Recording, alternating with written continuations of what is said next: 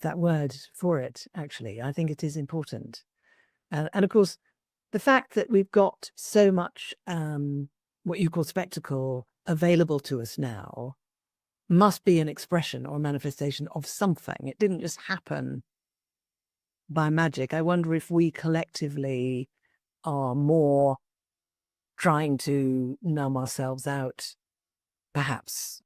Well, I'll tell you that, and I've spoken to this before, but I'm happy to share it, that Otto Rank, who is an Austrian psychoanalyst, was writing to his friend in the early 1900s, his friend Jessie Taft. He wrote her a letter and said that he was thinking about stopping writing books because, as he said, the world suffered from an overabundance of truth, the enormity of which could not possibly be consumed. And he didn't feel it necessary to add to that enormity with more books. He didn't want to add more books to the world. So he's writing, let's just say in the 1930s. I can't remember specifically when he wrote that letter, but I think it might have been 1933.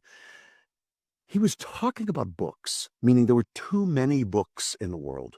He didn't want to add to the chatter by adding another book. Think about that for a moment. I don't mean you think about that. Let us all think about that for a moment.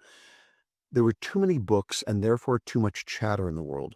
What would Otto Rank say about TikTok? What would he say about Instagram Reels and stories? What would he say about Facebook? What would he say about Twitter X? What would he say about podcasts? He would lose his mind at how much chatter and information there is in the world, some of which is valuable. I'd like to believe our conversation is.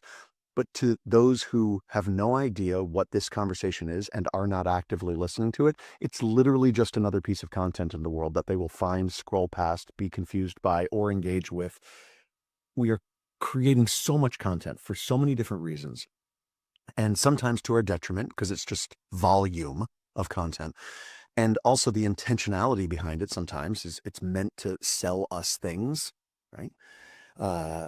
But that gets overwhelming. But I think it's important to navigate through all that and find content that is either valuable, truly valuable to us, or just shut it off for a little while. Like if somebody was to write me and say, you know what, I listened to the first 10 minutes of your conversation today, and then I stopped because I went out in the world and I smelled a flower and I, fell in love and I, got the dog I always wanted. I'd say, hallelujah. That's a fantastic result of this conversation. And the other 40 minutes were also good, but don't even worry about it.